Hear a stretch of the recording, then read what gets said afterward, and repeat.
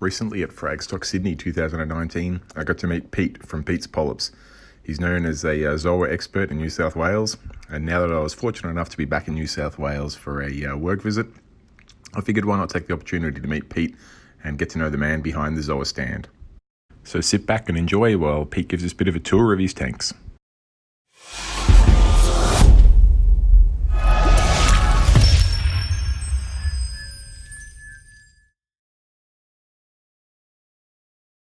So Pete, tell us about your reefing journey. Yeah, so where do we start with salt water? I guess we all start off as freshwater fish tank keepers, and you see documentaries, you hear.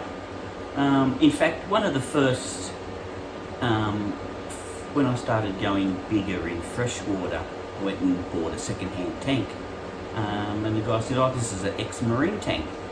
And so I took the tank and all the gear, and I think 90% of the things that came with it were medications. So you think, well, obviously it's not easy if you've got to be treating. But I set it up as freshwater, just with big cichlids and that. Years and years later, storing Wollongong, Jason was the guy's name, I can't remember the name of his shop, only little, went in there one day and he had a cube tank, a 3-foot cube. He had a full of corallimorphs. At that stage, I knew nothing about what corals. I didn't know if they were difficult, but I knew they looked terrific. Colour, a little bit of flow, a couple of coloured fish. I suppose that was the first introduction. Soon after, I arranged with Jason to, how about we set one up for me? So bought the 2-foot cube, pump and basic light, and just started off pretty much similar with easy grow corals. Mm-hmm. And then you go and you go into fish. The addiction begins, yeah. Wow. I might try one of these and end up with a Galaxian. Mm-hmm. And I thought, yeah, it looks pretty, and you come out at night time and it's got all these wavy tentacles going all over your tank. Got an alien in your tank all of a sudden. Didn't say anything about that. Yeah. So it's a lot of learning, real quick. But I suppose that's what they say. You got to take it easy because you introduce too much at once. You have to learn. Yeah, that's right. Yeah. What sort of era is this? How long ago are we talking? 10 years. 10 years. Yeah. Okay. Maybe 12. Sure. And I know my specialty now. I love zoanthids, but at that stage, I didn't know what a zoanthid was. in fact, I'd see these nice little coloured buttons, and I might try a couple of those, and you put them in, and they didn't seem to do much. You lose them more often than not. Yep. And these coloured sticks were becoming popular too. So I started off with a Dallas. I think I got a Dallas from somewhere, and started looking into how do you keep these sticks alive, and it was low nutrient, good flow. So I started setting the tank up to grow these sticks, and they were going okay. But what I didn't notice was the zoanthids took off as well. Yeah, right. So people say, well, how do you grow them? And I said, I grow them in the tank where I can grow my SPS. Mm-hmm. And the little cube is the one that grows them. It's zero phosphates, sure. Very low nitrates, high light, and that's why I keep it as my Zoa frag tank, because it grows them the best. Fair enough. Do you want to show us that tank? Sorry? Do you want to show us that tank? Yeah. Let's have a look. It's pretty stocked full. It's beautiful. It's full of frags. Jump in there, but go. If you zoom up towards the back, you can see me Monty that's sort of taking over. And it's a constructed scroller, because the upper layers haven't grown themselves. I just put a frag on top and get it building up. Yes. It's all right. I mean, it gives the same effect. I mean, it's a beautiful piece. It's terrific colour, easy growing.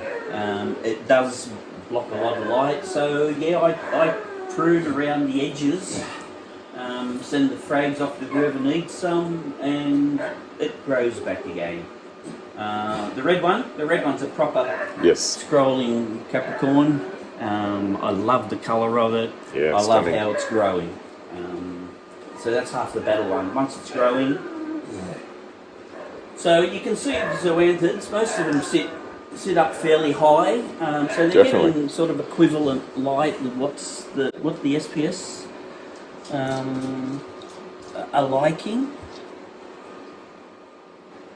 And what sort of equipment does this tank run? You run, it looks like a couple of radians on top? Yeah, it's got a 30 at the front and it's got 215 Gen 4s at the back. Sure. They're probably running around 50%. Okay. They're not that high. So the multiple's more for the spread, really, than the intensity? Yeah, that's why I've got more of them. Sure. And for the control, so I can ramp them up. Have the extra blue during times when I like to watch them at night time. Yeah. Get the colours popping. Skimmer, I've got a big, what's that, a Reef. Oh, yeah, an RLSS, a waveline? That's Yeah, what I was trying to think of. That's a 6-inch one, the 150. Sure. So it's big for, it's a 275 litre tank and a Yes. couple extra for the sump, but it's a big skimmer. Is that a large refugium at the back there? Yeah, just full of macro. Sure. And it grows good. It keeps the nutrients right down. Yeah. So it dose alkalinity, calcium, magnesium, auto top up, and this tank gets the bio enhance Okay, yes. every 2 days, and it seems to be going okay. Yeah, great.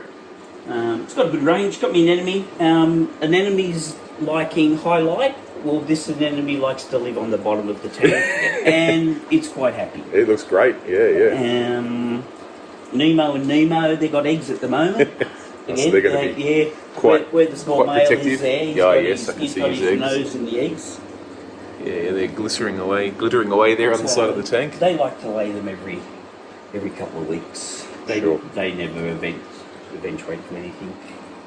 You've got a huge 6-line RAS in there, which you were mentioning before was to keep the pods under control so they don't upset your Zoas. Yeah, pods. I did have. There was a different acro in there. The acro-eating flatworms got it. Okay. And it also got the tricolour. Yes, the okay. purpley ones with the green polyps. And all I used to do with it was get the Julian Sting blaster and just give it a good blasting, and the flatworm would let go and they'd float around, and the 6-line RAS would clean them up from there. floating. Yeah.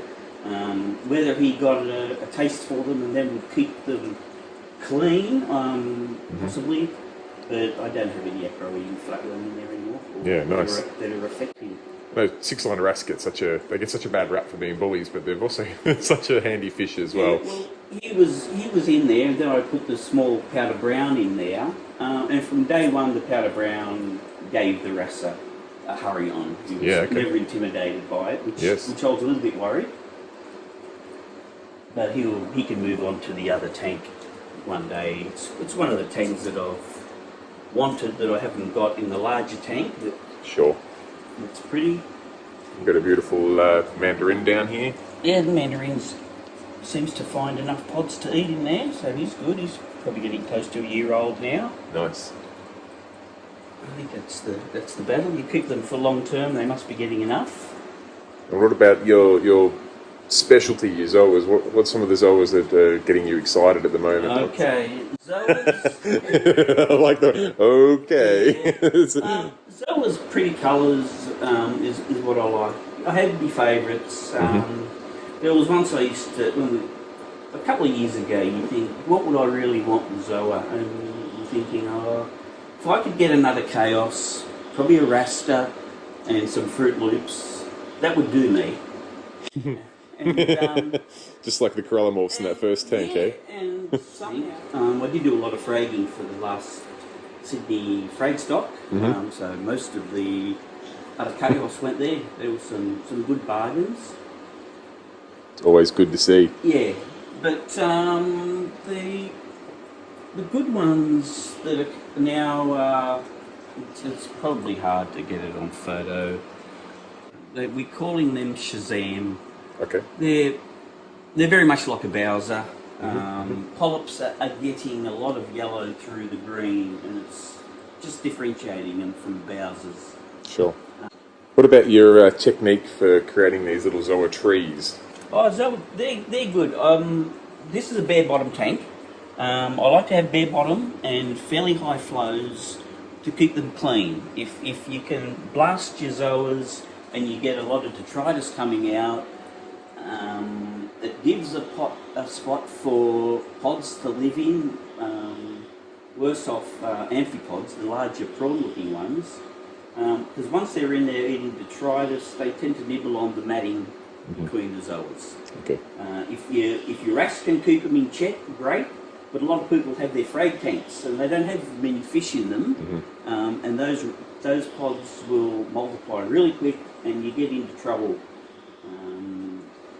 fairly quick. So good flow, and I keep them up off the bottom, and it was just something I found by accident. By keeping them off the bottom, they would grow out like a flower pot, almost Goniopera shaped. That's great. Anything else you want to tell us about this tank? Like any hobbyist, you like to try everything. So I've got some of Acroal's clams in there. Clams are great. They earn their keep by using a little bit of nitrates and phosphates. I'm a diver, so anything you see on the reef that you love, you'd love to have one at home. So you see some of the best clams around the Indo-Pacific Oceans. And, sure. So Acroal's starting to get some of the best ones, so we try a couple of those, and they're growing well from little pieces that he sends. Apart from that, Christmas tree worms, little frag of those. A little frag of those. It's a pretty large rock. Rock, but they must multiply. I don't know how they breed or reproduce, but they do. Yep. And you get your different colours. They're stunning. Just appear. Such intricate details on them as well. And you get your little rock covered in I'm not sure if it's a Monty or a Parides. They seem to vary. It's definitely. All right, let's tell us about the next tank. Yeah. Well, when you run out of room, you tend to go bigger. The original plans was fish only. So while it was setting up, I thought I'll just put a couple of Zoa in there to see what the water quality is like. And show us this tank. If it can maintain growing corals. And when you put a couple of corals in there, you think, I might put an angel in. Oh, no, I can't. So there goes the fish only. Fish only idea. So the next best is just to go to tangs. And the yellow tang, she's probably 10 years old. She was the second fish I got in the original queue, along with Nemo in the anemone up the top. They're both about the same age at 10. And once you've got a tang and you find how peaceful they are and they cause no problems, you get a couple of more. So what was next? You get some stunning tangs in there. I've been talking about your tangs. You've got, we were talking before about how beautiful that blonde lipstick is. Just an absolute, well, it sounds unfair calling it a beast of a fish, but it's huge. And as you said, it's very peaceful, but huge, and much like your Achilles here that you said originally you got without even the orange spot on it yet. It was about a 50-cent coin size, which has now grown into an absolutely majestic animal. And this purple tang as well, which must have a few years under its belt. It's a big size. It's a beautifully coloured and striking contrast between the purple and yellow. You've got that nice little yellow tinge along the edge of its fins. They're all beautiful fish. Yeah. And you've got a good variety of your Zoa trees in here at various stages of grow out. I ran out of room in the frag tank, so I'd move a couple over here. This is a much dirtier tank than the other. Sure, there's a couple little bits of SPS, Monty, and Dallas in there, but I think they're hanging on rather than flourishing. Sure. But they're doing okay, so gives you that interest in there. But the Zoa grow differently in here. Some do really well and grow really quick at the expense of good colours. Okay. Others just like to grow. Sure. And you run radions on this tank as well, so you Radions. got the same lighting system. Yeah, 3 XR30s. Yes. Gen 2s they are. Okay. Gen 2 Pros. And the life support on this system? This is... It's a 4 foot sump on the Sure. 5 foot tank. It has the Royal exclusive double cone skimmer with the controllable DC pump. Yes. Um, And it looks like a geocalcium Yeah. reactor. yeah, that was one of the smaller ones, but big enough for the tank. Sure. Calcium reactors are great. The other tank was dosing. I thought I'd try a different technology. Yes. Runs as stable as, but because I think of the bio load, it's a bit hard to keep the nutrients down. But I'm not getting any algae problems, so it must be just a fine balance. Sure. And you've got a big macro filled And- fuge again, which is going to definitely take care of those excess nutrients for you. Yeah, I have got bio pellets running as well, Okay. and a Fosban reactor, Sure. just to try and keep on top of things. And it's Yeah. working. It's doing okay as long as we're not getting excess algae problems in the tank. Exactly. We'll have a balance between how good SPS grow in there. That's not important Sure. for this tank at the moment. But you Nice. see, Nemo's having a sleep in the anemone. Yeah. You'd love to be small enough to try that one day. Yeah. It does. I reckon It does look that- entertaining. Like laying in a cloud, I imagine it'd be like. I think I've been here for close to an hour so far, and I don't think I've seen the clown leave the leave the bubble tip yet. So he's more than happy in there. But she's got 2 mates, Yes. 2 black ice clowns Okay. that came as a pair from shutdown. I put them in, and one hid for a while when they came out. One was happy to become a male, I guess. Okay. But she's quite happy to have 2 boys. Keeps her entertained. Yeah. There's an enemy around the back somewhere that one of them likes to spend more time in, but 2 of them normally stay in the front one. Yeah, right. It's stunning tank. Absolutely love the tangs in there, and nice collection of corals you've got in here. Obviously, Zoas being your specialty, you've got a greater range of Zoa trees in there, but also this amazing Hilo fungia. I was about to say, what an underrated coral they are. Just such striking colours and movement. The stripes on it, the mouth, the way they feed, they're an incredible piece. Yeah. Pink tips, if you can get your hands on a pink tip one, do that. Pete's tip for the day. Grab a pink tip Helio. They come through occasionally, but if you see one, grab it. Yeah. Yep.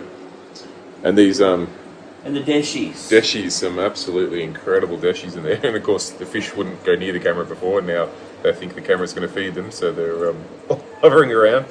But those deshies are a stunning pair. They look very happy in there. Particularly that red one's puffed right up. He's just loving life. Yeah, it's a bit past their bedtime. The lights have been extended tonight. They're all a bit unsure as to what's going on. And what about your tank over here in the corner, which I got some amazing footage before of you feeding this incredible animal. That's the mantis shrimps tank. Hopefully the glass will be strong enough for it as it grows. But as soon as you approach it, he starts to stick his head out. So he's a terrific pet. He's no trouble, easy as to look after, as long as you keep him by himself. Yes. Give him a tank mate, he'll eat it. That includes simple clean-up crew like snails. I tried a sea urchin in there, and he spread the spines apart and started smashing the middle. So they're very clever for an animal. He thought he was going to have a special urchin dinner. He's got his tunnel through, he's coming out the back. Yeah, showing off all his tricks.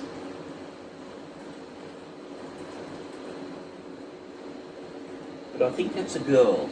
Okay. A girl peacock. Came as a little tiny.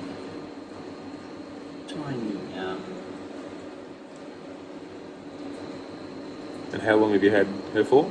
I'd have to look it up, but it's between 6 and 12 months. Okay, so not that long. It's growing quite quickly Yeah, then. Yeah, yeah. They can grow up. Yeah. Oh, just so inquisitive. Not scared of me at all because it knows it could punch me to next week. And it will. Yeah. Yeah, unbelievable. Beautiful colours. Right across. Have a look at the tail. Yeah, nice. Beautiful animal. Good bend. She loves to decorate it. Coral rubble's ideal for it. Picks up individual pieces and stacks them so carefully so they all fit. But then I destroy them when I'm doing a little bit of clean up. But give it a day or two and she'll have it constructed back how she likes it. Fair enough. And you mentioned before this tank's plumbed into the into your main tank to the right there. It's plumbed into the 5'2", just to make it easier with water quality and stability. But it still gets a little bit of algae because of the lack of cleanup crew. Sure. Can't have fish, can't have snails, can't have sea urchins. You only have mantis. And have me on a magnet cleaner. Yeah, fair enough. It's actually inspiring, and what makes me want to set up a tank just for a mantis because that's a puppy dog in a tank right there. That's a beautiful animal. Very clever, very inquisitive. They come up to you, then you could pat it, but yeah, I wouldn't try. Next best thing. So I could talk reef tanks with Pete all day because he's got an amazing knowledge and a great collection of tanks. But as you can see from the footage here, he's also got some amazing other animals, including green tree frogs, some Australian blue-tongued lizards, and even one of my less favourite, a snake, which I've forgotten exactly the species, but it's a python, and that was all I wanted to know. So I kept my distance from that one. On top of that, he's got a beautiful dog, a beautiful staffy called Sabre, who just really wanted to be part of the video. So made sure I got some footage of Sabre doing some of his tricks for us. And at this point, I'd just really like to thank Pete for inviting me into his house and walking me through his tanks. It's content like this that makes Parker's Reefs what it is. So thanks for watching, guys. Bye.